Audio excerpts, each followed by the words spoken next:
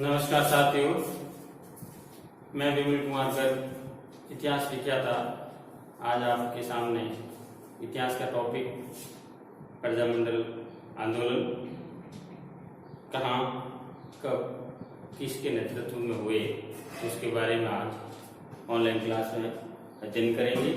आप सभी का इस क्लास में स्वागत है। तो आज का टॉपिक है अपना प्रजामंडल आंदोलन। प्रजामंडल आंदोलन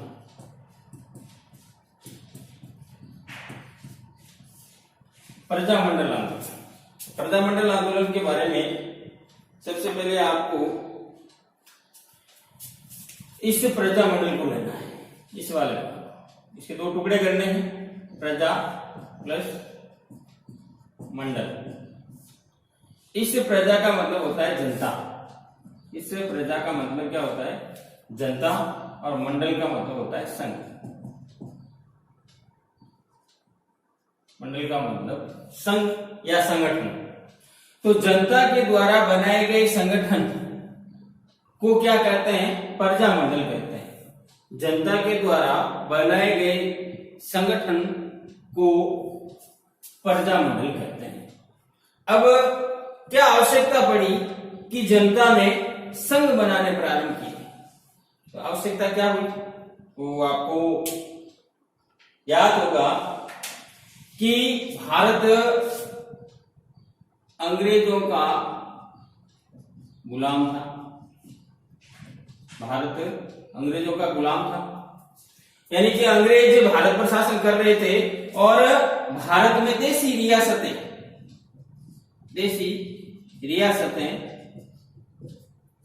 अंग्रेजों के अधीन थी। ये देशी रियासतें अंग्रेजों के कहे अनुसार प्रजा से अधिक शुल्क वसूलती थी, यानी कि कर वसूलती थी, जिससे जनता परेशान और दुखी हो गई थी। अतः जनता ने देशी रियासतों के द्वारा अंग्रेजों के विरुद्ध आंदोलन करना प्रारंभ कर दिया, जिसे ही हम प्रजामंडल आंदोलन के नाम से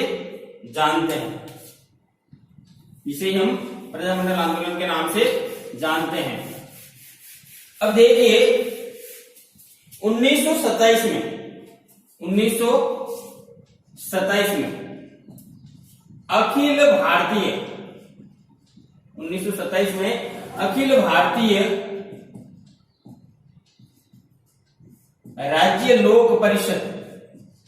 अखिल भारतीय राज्य लोक परिषद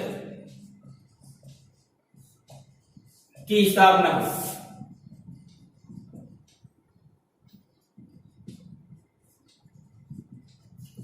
उन्नीस सौ 27 में अखिल भारतीय राज्य लोक परिषद की स्थापना हुई और इसका प्रथम अधिवेशन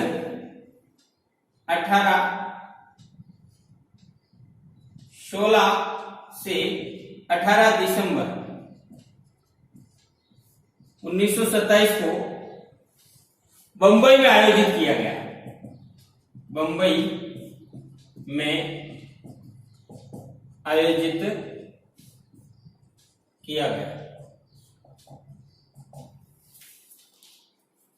तो 16 से 18 दिसंबर 1927 को इसका प्रथम अधिवेशन बंबई में आयोजित किया गया, जिसकी अध्यक्षता यानी इस अधिवेशन की अध्यक्षता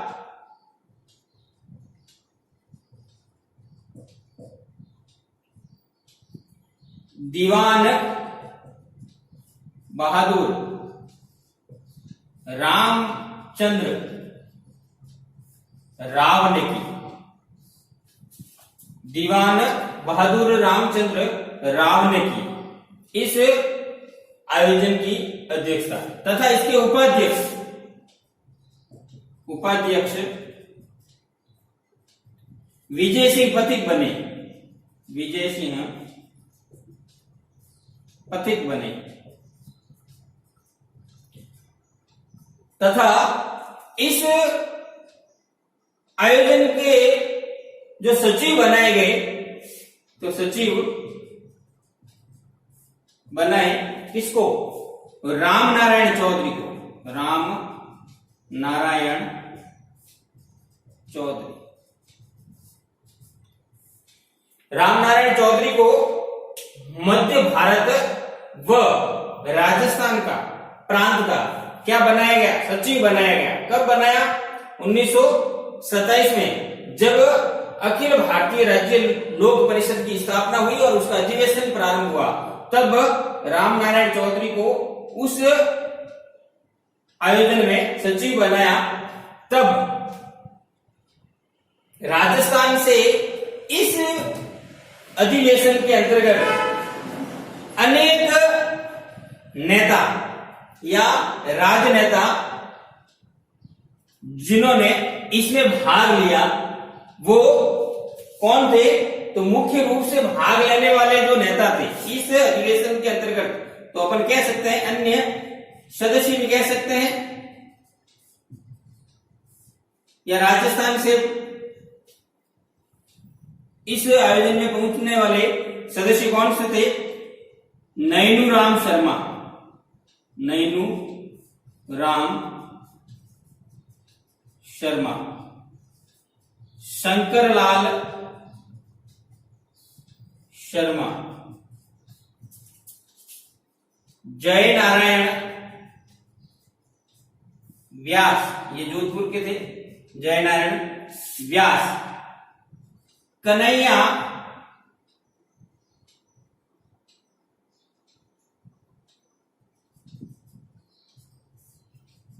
लाल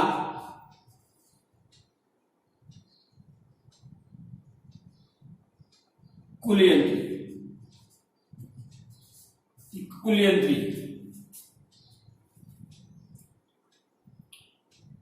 रामदेव पोदार, रामदेव पोदार, बालकृष्ण पोदार, बालकृष्ण पोदार, ये बीकानेर के थे।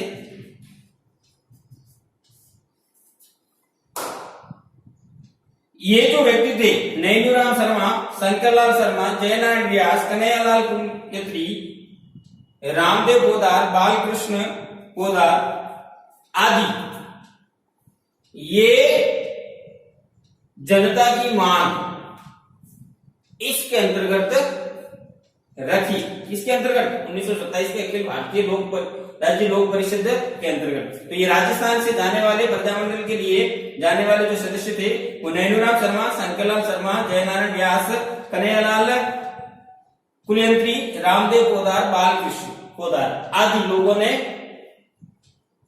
इसमें भाग लिया। अब देखिए, ये आयोजन हो गया, उसके बाद 1931 में, इसके बाद 1931 में राम नारायण चौधरी ने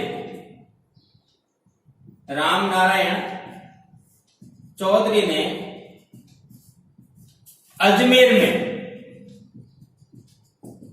में एक सभा का आयोजन किया।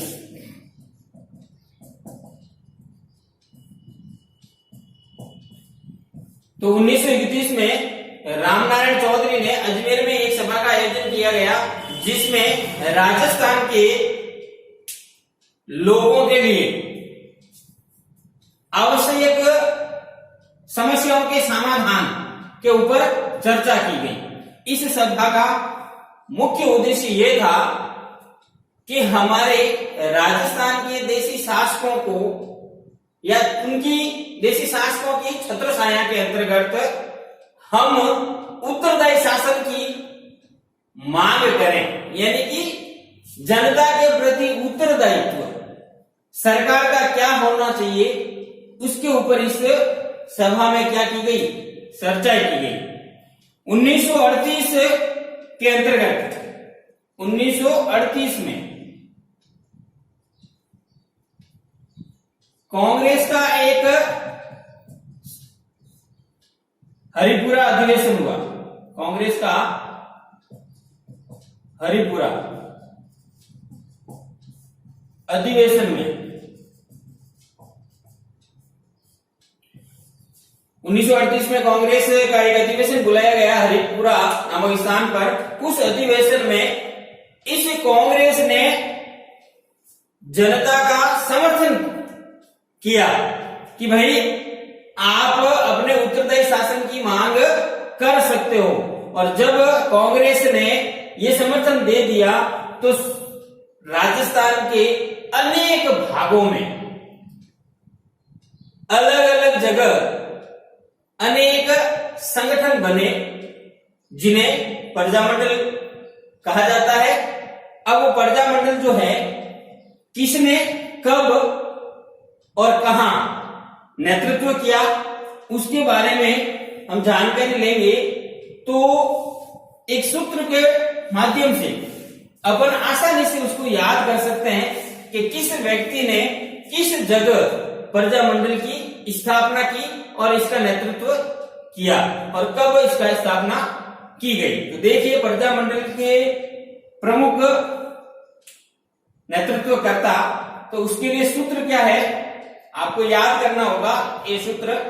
तो इस सूत्र के माध्यम से अपन विभिन्न प्रजामंडलों के नेतृत्वकर्ता के बारे में और विभिन्न जगहों के बारे में ज्ञात कर लेंगे। तो सूत्र है शहर बीकानेर में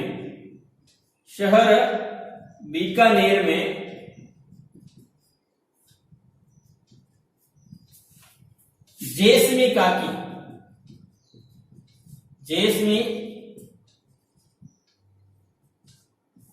काकी ने मामे की घोड़ू बाबू को मार दिया।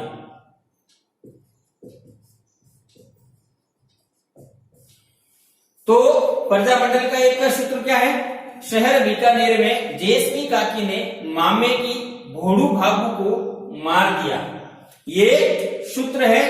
और इस सूत्र के अलावा जो इसमें नाम नहीं आए हैं तो उनके लिए जो बच गए, यानी कि जिन्हें कह सकते हैं जो बच गए, इसमें पूरा नाम सारे प्रजामंडल राजस्थान के हैं, उनके नेतृत्वकर्ताओं के नाम नहीं आते हैं, तो कौन बचे, तो इसके लिए आगे याद करना है कौन बचे, तो इसको भी याद करना है। और जो बचे हैं उनके लिए जब कभी भी, तो जब कब आपको समय मिलता है तो आप उसका अध्ययन किसमें करोगे, किससे करोगे, तो बुक से करोगे। किससे करोगे, बुक से। तो ये अपना जो है वो क्या है, सूत्र है पूरा किसका, प्रजामंडल आंदोलन याद करने का। तो देखिए किस प्रकार से याद करते हैं, ये अपने सूत्र अपने सामने है। तो उस सूत्र के माध्यम से एक एक प्रजामंडल के बारे में अपन ज्ञात करेंगे। तो पहले इस शब्द को लेते हैं पूरे को, थोड़ी देर के लिए इसको मिटा देता हूं। देखिए पहले इसको लेते हैं, तो इसमें लिखा हुआ है शहर, तो उसमें से स लेना है जिसका अर्थ होता है शाहपुरा। और इस र का, तो शाहपुरा प्रजामंडल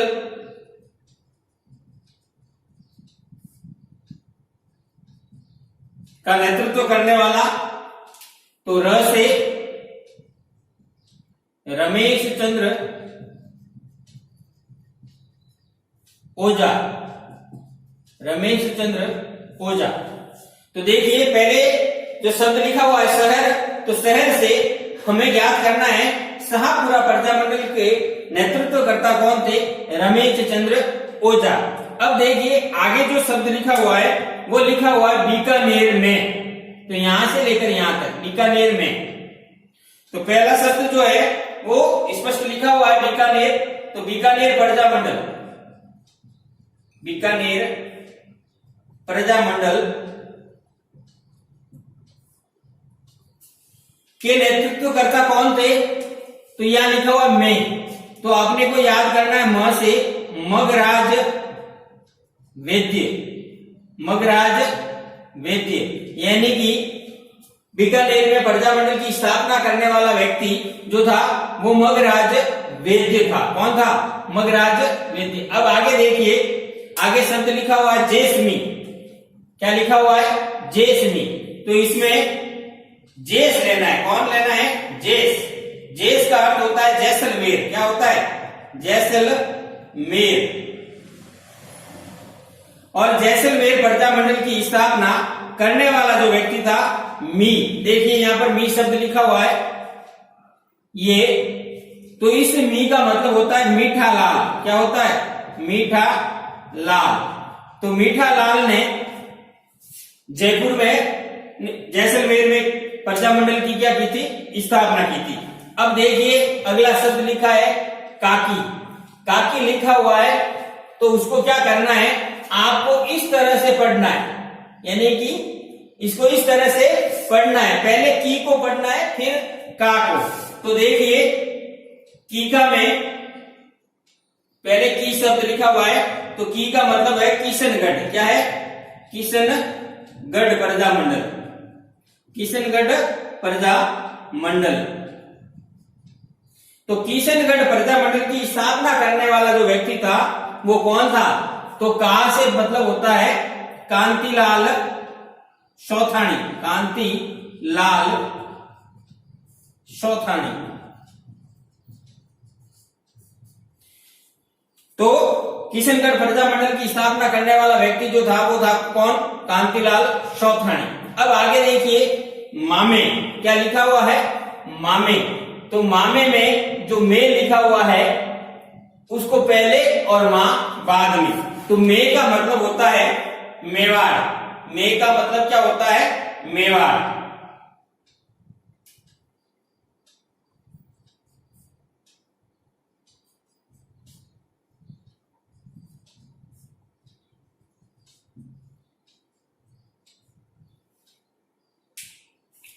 तो मे का मतलब मेवाड़ प्रजामंडल या उदयपुर प्रजामंडल कह सकते हैं, मेवाड़ प्रजामंडल। तो मेवाड़ प्रजामंडल। अब देखिए दूसरा शब्द लिखा हुआ है मां। क्या लिखा हुआ है? मां। तो मां से होता है माणिक्य लाल वर्मा, माणिक्य लाल वर्मा, यानी कि उदयपुर या मेवाड़ प्रजामंडल की स्थापना करने वाला जो व्यक्ति है वो कौन है? माणिक्य लाल वर्मा। आगे देखिए, आगे लिखा हुआ है भोड़ू। क्या लिखा हुआ है? भोड़ू। भोड़ू लिखा हुआ है। तो इसमें सबसे पहले डू शब्द जो लिखा हुआ है उसको पढ़ेंगे और उसके बाद में भो शब्द को पढ़ेंगे। तो भोड़ू, तो देखिए डू शब्द पहले पढ़ना है, तो ये हो गया डूंगरपुर। क्या हो गया? डूंगरपुर प्रजामंडल। तो डूंगरपुर प्रजामंडल की स्थापना करने वाला जो व्यक्ति है, तो इसमें लिखा हुआ है भो। तो भो से होता है भोगीलाल पंड्या, भोगीलाल पंड्या। यानी प्रजामंडल, डूंगरपुर प्रजामंडल की स्थापना करने वाला व्यक्ति जो था वो कौन था? भोगीलाल पंड्या था। अब देखिए आगे बाबू। अब बाबू क्या होता है कि अधिकतर राजपूत समाज में बड़ी मम्मी को भाबू कहा जाता है, भाबू। तो बाबू शब्द देखिए, इसमें बाबू को सीधा पढ़ते हैं। बा का मतलब बांसवाड़ा प्रजामंडल,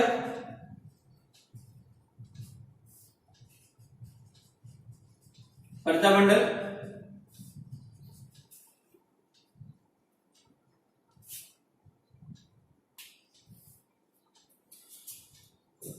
तो इस प्रकार से हम आसानी से प्रजामंडल आंदोलन याद कर सकते हैं।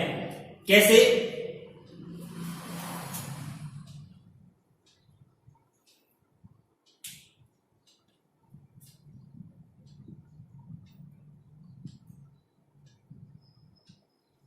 तो बांसवाड़ा प्रजामंडल के जो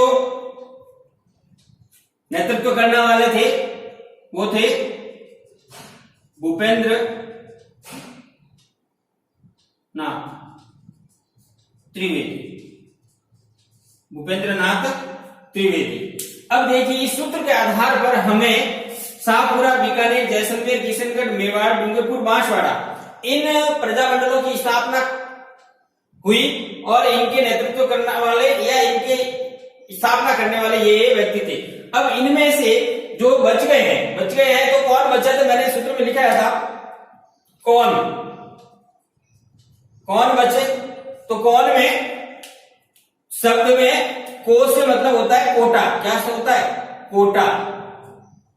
और कोटा का संस्थापक कौन था? नैनूराम। कौन था? नैनूराम शर्मा। तो कोटा प्रजामंडल की स्थापना करने वाला व्यक्ति कौन था? नैनूराम शर्मा। अब देखिए ये बचे हैं, तो बचे हुए को अपने को मैंने सूत्र लिखाया था जब कब यानी आपको समय मिलेगा तब आपको क्या पढ़नी है? पुस्तक। तो आप देखिए जब कब तो देखिए जयपुर रियासत जो थी वहां पर प्रजामंडल की स्थापना 2 बार हुई। कितने बार हुई थी? 2 बार।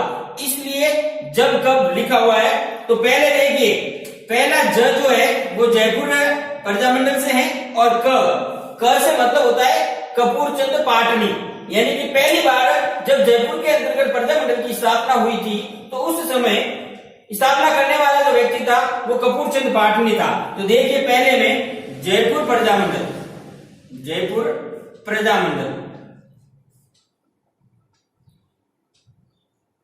की स्थापना करने वाला जो व्यक्ति था पहला क लिखा हुआ है ना, तो क से अर्थ होता है कपूर चंद पाटनी। यानी कपूर चंद पाटनी ने क्या की थी? जयपुर में प्रजामंडल की स्थापना की थी। बाद में वापस प्रजामंडल जयपुर के अंतर्गत किसने की? तो ब देखिए ब लिखा हुआ है, तो ब का मतलब होता है जमुनालाल बजाज। तो यानी दूसरी बार जब प्रजामंडल की स्थापना की गई तो वो किसके द्वारा की गई? तो जमुनालाल बजाज के द्वारा की गई थी। तो जयपुर में 2 बार प्रजामंडल की स्थापना हुई। पहली बार कपूरचंद पाटनी के नेतृत्व में हुई और दूसरी बार जमुनालाल बजाज। अब देखिए जो भी शेष बचा था वो हमें किस में पढ़ना है? बुक में पढ़ना है। किस में पढ़ना है? बुक में। तो बुक लिख लेते हैं सूत्र बुक। तो बू का मतलब क्या होगा? बूंदी। बू का मतलब क्या होगा? बूंदी। और बूंदी प्रजामंडल की स्थापना करने वाले जो व्यक्ति हैं वो क से मतलब होता है कांतिलाल। क से कांतिलाल। तो संस्थापक कौन हो गए? कांतिलाल। इस प्रकार से बूंदी प्रजामंडल की स्थापना करने वाले व्यक्ति जो थे वो कौन थे? कांतिलाल।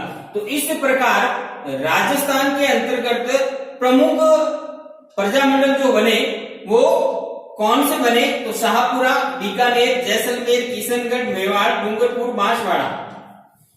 कौन? कोटा, जयपुर, बूंदी। अब देखिए इनके अलावा अनेक ऐसे स्थान हैं जैसे जयपुर, अलवर, भरतपुर, धौलपुर, करौली, हाड़ौती, प्रतापगढ़। तो इन स्थानों के जो संस्थापक थे उनके बारे में हम कि वहां पर किस किस ने स्थापना की तो उसके बारे में हम जानते हैं। तो देखिए आइए आगे देखते हैं प्रजामंडल की स्थापना किस किस ने की। आप चाहो तो इसको उतार भी सकते हो या इसका फोटो भी ले सकते हो।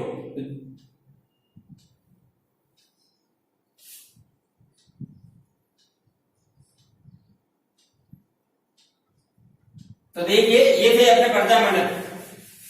अब प्रजामंडल के जो तारीख याद करने का फॉर्मूला है वो किस प्रकार से अपन तारीख याद करते हैं? तो देखिए तारीख याद करने का एक बड़ा ही आसान तरीका है। कुछ नहीं करना है कि इनके वर्ष किस प्रकार से याद किए जाते हैं कि कौन कौन से वर्ष के अंतर्गत प्रजामंडल की स्थापना हुई, तो उसके बारे में देखते हैं। तो एक राजस्थान का मानचित्र बना देते हैं।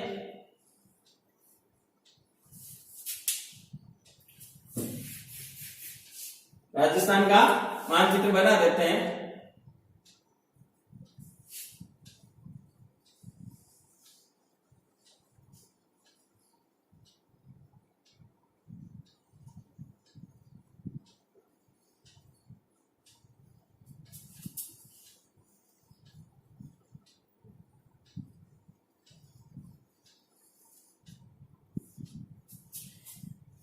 देखिए, अब अपने को 4 स्थान में याद करने हैं। एक यहां, एक यहां, एक यहां और एक यहां। ये चारों स्थान किस किस को दर्शाते हैं आप ही देखते हैं अपन। यहां जयपुर है,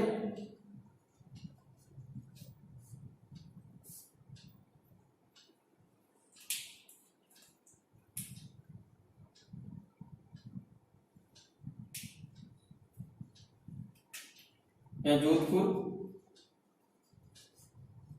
लेकिन इससे पहले मारवाड़ कहा जाता था, तो मारवाड़ प्रजामंडल, मारवाड़ प्रजामंडल। यहां पर बीकानेर और यहां पर जो जैसलमेर।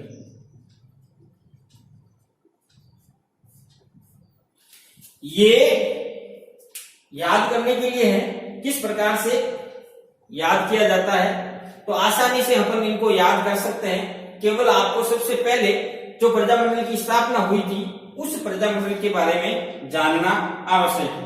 तो देखिए, यहां है जयपुर, और जयपुर में सबसे पहले प्रजामंडल की स्थापना हुई थी, और कौन से सन के अंतर्गत हुई थी, तो आप 1931 में हुई थी।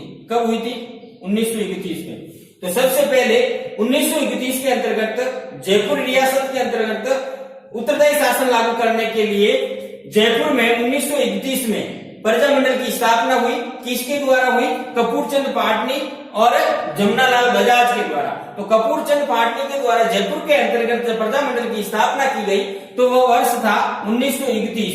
अब अपने को सभी प्रजामंडलों की तिथि याद करने, वर्ष याद करने के लिए क्या करना पड़ेगा कि ये आगे वाला 19 तो सभी में कॉमन रहता है, यानी कि जो 19 है वो सभी में क्या है? समान है, और पीछे वाली संख्या बदलती है, यानी कि 31। दाई जो संख्या है, दाई कौन सी है?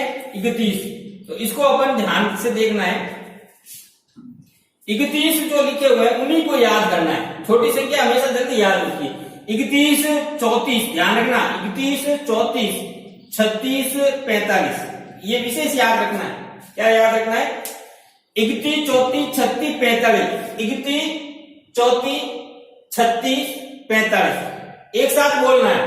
पहले जयपुर लिख दिया, मारवाड़ लिख दिया, बीकानेर लिख दिया, जैसलमेर लिख दिया। फिर अपन आसानी से याद करते हैं तो क्या करेंगे? एक साथ इन चारों संख्याओं को बोलेंगे 31, 34, 36, 45, यानी कि आसानी से याद करने के लिए इन चारों संख्याओं को एक साथ बोलेंगे 31, 34, 36, 45। तो इस प्रकार से अपन को ये चारों याद हो जाएंगे। जयपुर, जोधपुर, बीकानेर और जैसलमेर की स्थापना कब कब हुई थी प्रजामंडल की? तो देखिए, 1931 में जयपुर प्रजामंडल की स्थापना हुई, 1934 में मारवाड़ प्रजामंडल की स्थापना हुई, 1936 में बीकानेर प्रजामंडल की स्थापना हुई, 1945 में जैसलमेर प्रजामंडल की स्थापना हुई। तो देखिए 19 सभी में कॉमन है, इसलिए अपन को याद नहीं करना है, ये तो अपने को ध्यान रखना है। अब देखिए आगे किस प्रकार से याद करना है। तो देखिए यहां पर स्थान लगा देता हूं मैं डूंगरपुर। क्या लगा देता हूं? डूंगरपुर। यहां है बांसवाड़ा और यहां है प्रतापगढ़, यहां झालावाड़ है। तो इन चारों की याद करने के लिए देखिए पहले डूंगरपुर, यहां नाम है डूंगरपुर। क्या है? डूंगरपुर। यहां है बांसवाड़ा, यहां है प्रतापगढ़ और यहां है झालावाड़। ये याद रखना है आपको, मानचित्र के अनुसार याद आसानी से कर सकते हैं। तो देखिए किस प्रकार याद करेंगे। डूंगरपुर, बांसवाड़ा, प्रतापगढ़ और झालावाड़, इनके सन किस प्रकार से याद करेंगे। तो अपन ने यहां तक पढ़ लिया 31, 34, 36, 45। क्या पढ़ लिया? 31, 34, 36, 45। अब आपको कुछ नहीं करना है, एक संख्या ये 45 याद रखिए, इससे एक कम करना है। 44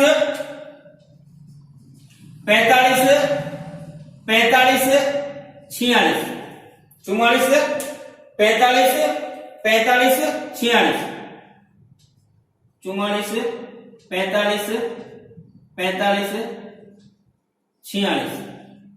इस प्रकार से कुछ नहीं, जल्दी बोलना थोड़ा। 44 45 45 46 44 45 45 46। 44 में डूंगरपुर प्रजामंडल की स्थापना हुई, 1945 में बांसवाड़ा की प्रजामंडल की स्थापना हुई, 1945 में प्रतापगढ़ प्रजामंडल की स्थापना हुई, 1946 में झालावाड़ प्रजामंडल की स्थापना हुई। अब देखिए इन जगहों पर प्रजामंडल की स्थापना हो गई और सबसे ज्यादा राजस्थान के अंतर्गत सबसे ज्यादा मात्रा के अंतर्गत जिस सन में प्रजामंडलों की स्थापना हुई वह एक सन है जिसे हम 1938 यानी 1938 का ऐसा समय था जिस समय राजस्थान के अधिकांश भागों के अंतर्गत प्रजामंडलों की स्थापना हुई थी। तो अधिकांश भागों में कौन कौन आते हैं, तो यहाँ देखिए, यहाँ अलवर रियासत है। कौन सी रियासत है, अलवर। तो अलवर प्रजामंडल, फिर यहाँ आता है भरतपुर प्रजामंडल, भरतपुर प्रजामंडल, फिर यहाँ आता है धौलपुर प्रजामंडल, धौलपुर प्रजामंडल, और यहाँ एक स्थान है जिसे हम करौली कहते हैं, तो करौली प्रजामंडल। तो ये प्रजामंडल जो थे, प्रजामंडल, इन सभी की 1938 में स्थापना हुई थी। इन सभी प्रजामंडलों की स्थापना कब हुई थी, 1938 में। तो आराम से याद रह सकता है, अलवर, भरतपुर, धौलपुर, करौली, यानी कि ए बी सी, यानी कि ये जो चारों रियासतें हैं, इन चारों रियासतों के अंतर्गत जो प्रजामंडल की स्थापना हुई वो कौन से वर्ष में हुई, 1938 के अंतर्गत हुई। कौन से वर्ष में हुई, 1938 में। अब देखिए इधर जो रियासत है, उस रियासत में यहाँ जो रियासत है उसे हम कहते हैं उदयपुर। क्या कहते हैं, उदयपुर या मेवाड़। क्या कहते हैं, मेवाड़। तो मेवाड़ प्रजामंडल की स्थापना भी कब हुई थी, 1938 में। कब हुई थी, 1938 में, क्योंकि सबसे ज्यादा अधिक मात्रा में जो जिस वर्ष में हुई वो कौन सा वर्ष था, 1938। तो 38 के अंतर्गत तो मेवाड़ या उदयपुर प्रजामंडल की स्थापना हुई। अब इसमें ऊपर जो जिला है वो है सिरोही। कौन सा जिला है, सिरोही। कौन सा है, सिरोही। मेवाड़ प्रजामंडल के ऊपर जो हिस्सा है वो कौन सा हिस्सा है, सिरोही। और इससे ऊपर जा रहे हैं तो इसके एक अंक ऊपर जाएंगे तो कौन सा आएगा, 39। तो 1939 के अंतर्गत, 1939 के अंतर्गत एक अंक ऊपर है, तो 1939 के अंतर्गत सिरोही प्रजामंडल की स्थापना हुई। अब देखिए सिरोही प्रजामंडल में 2 बार स्थापना हुई, एक बार बंबई के अंतर्गत हुई और दूसरी बार सिरोही के अंतर्गत हुई। तो 1939 के अंतर्गत जो स्थापना हुई वो सिरोही के अंतर्गत हुई, और 1934 के अंतर्गत जो स्थापना हुई वो कहां हुई थी, बंबई के अंतर्गत। कहां हुई थी, बंबई यानी वर्धा के अंतर्गत, या वर्धा कह सकते हैं। तो देखिए इस प्रकार से 1934 में स्थापना हुई। अब आप लोगों को यह भी याद रखना पड़ेगा कि इस प्रकार से जो प्रजामंडलों की स्थापना हुई वह कहीं कहीं पर 2 बार हुई है और कहीं कहीं राज्य के अंतर्गत न होकर दूसरे राज्यों के अंतर्गत भी हुई है। जिस प्रकार से बीकानेर के प्रजामंडल की स्थापना जो है कलकत्ता के अंतर्गत हुई थी। कहां हुई थी, कलकत्ता के अंतर्गत। और इसी प्रकार जैसलमेर रियासत की स्थापना जैसलमेर में न होकर कहां हुई थी, मारवाड़ यानी कि जोधपुर के अंतर्गत स्थापना हुई थी। तो ऐसी अनेक रियासतें हैं जिनकी अपने खुद की जगह न होकर कई अन्यत्र उनकी स्थापना हुई। जैसे सिरोही की स्थापना, प्रजामंडल की स्थापना पहली बार 1934 के अंतर्गत मुंबई के अंतर्गत हुई। तो इस प्रकार से अनेक सारे ऐसे प्रजामंडल हैं जिनकी स्थापना अपने गंतव्य स्थान पर न होकर किसी दूसरे स्थानों पर भी की गई थी। अब ये थे आपके प्रजामंडल की प्रमुख वर्ष, किस वर्ष कहां और किसने की। अब इसके अलावा कुछ नाम जो आपके सूत्र के अंतर्गत नहीं है, उस सूत्रों के आधार पर नहीं होने के कारण अपन और भी बता सकते हैं कि जो 1931 में जो जयपुर की प्रजामंडल की स्थापना हुई, इसी प्रकार से यहाँ एक शहर है जिसे हम बूंदी कहते हैं, बूंदी। तो 1931 के अंतर्गत बूंदी में भी क्या हुई थी, प्रजामंडल की स्थापना हुई थी। और इसी प्रकार एक कोटा, कोटा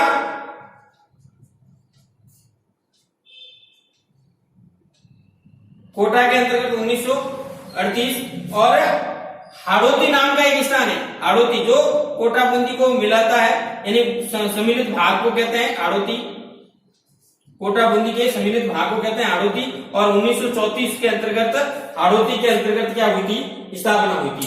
किसकी, हाड़ौती प्रजामंडल की स्थापना 1934 के अंतर्गत हुई थी। और इनकी स्थापना करने वाला जो व्यक्ति था वो दोनों का एक ही था, कोटा का और हाड़ौती का। इसका नाम है नैनूराम शर्मा। नैनूराम शर्मा ने कोटा और हाड़ौती के अंतर्गत प्रजामंडल की क्या की थी, स्थापना। और बूंदी का तो आपको पता है, ये कांतिलाल ने थी। तो इस प्रकार से अपना प्रजामंडल टॉपिक के अंतर्गत विभिन्न संस्थापकों के द्वारा विभिन्न जगहों पर, विभिन्न रियासतों में उत्तरदायी शासन की मांग के लिए विभिन्न जगहों पर प्रजामंडल आंदोलन किए और संगठन बनाए और जनता के लिए। तो अब देखिए, अब आप लोगों को यहाँ इनके नाम नहीं पता है, इनके संस्थापकों के नाम नहीं पता है, तो मैं आपको इनके संस्थापकों के नाम भी बता देता हूँ कि झालावाड़ के अंतर्गत जो संस्थापक था उसका नाम था मांगीलाल भव्य। मांगीलाल भव्य जो था वो झालावाड़ प्रजामंडल का क्या था, संस्थापक था। मांगीलाल भव्य कौन था, झालावाड़ प्रजामंडल का संस्थापक। अब देखिए, अलवर प्रजामंडल का संस्थापक तो भगवान कृष्ण के अनेक सारा नाम, भगवान कृष्ण के, क्योंकि ये जो क्षेत्र है वो ब्रज के पास में, यानी कि इधर वाला जो क्षेत्र है यूपी के अंतर्गत सारे ब्रज वासी कहलाते हैं, यानी कि यहाँ यदुवंशियों का क्या था, शासन था, इसलिए इनको ब्रज कहते हैं। और यहाँ पर अधिकतर ब्रज भाषा बोली जाती है। कौन सी भाषा बोली जाती है, ब्रज। और यहाँ पर कृष्ण भगवान को ज्यादा पूजते हैं, इसलिए कृष्ण के अनेक नाम है। कृष्ण के क्या है, अनेक नाम। तो अलवर में कृष्ण का नाम क्या है, हरि, हरि नारायण। हरि नारायण ने अलवर प्रजामंडल की क्या की थी, स्थापना की थी। किसने की थी, हरि नारायण ने। अब देखिए, कृष्ण भगवान के नाम है सारे, तो पहला जो नाम आ गया अलवर का, हरि नारायण। अब भरतपुर प्रजामंडल की स्थापना करने वाला किशनलाल जोशी, कौन है, किशनलाल जोशी। अब धौलपुर और करौली, तो करौली में इनमें भगवान कृष्ण को कौन सा नाथ कहते हैं, त्रिलोकीनाथ कहते हैं। तो त्रिलोक चंद्र क्या कहते हैं, त्रिलोकीनाथ कहते हैं, तो त्रिलोक चंद्र माथुर।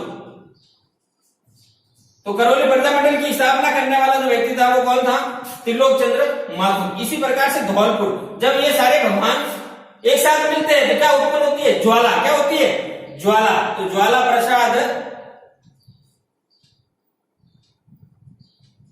जिसने धौलपुर में क्या की, प्रजामंडल की स्थापना की।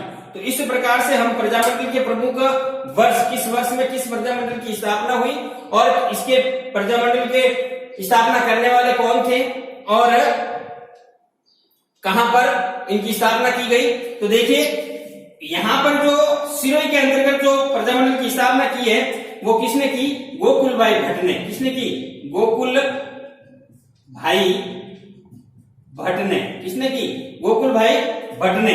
लेकिन बंबई के अंतर्गत जो प्रजामंडल की स्थापना की, सिरोही प्रजामंडल की, वो किसने की, तो यहां है नाम बता देता हूं, वृद्धि चंद्र द्विवेदी। वृद्धि चंद्र द्विवेदी ने सिरोही प्रजामंडल की स्थापना बंबई में की थी 1934 के अंतर्गत, और 1939 के अंतर्गत गोकुल भाई भट्ट ने प्रजामंडल की स्थापना की थी। जोधपुर प्रजामंडल की स्थापना सभी को पता है, जय नारायण व्यास के द्वारा, तथा इसके साथ में भंवरलाल सराफ,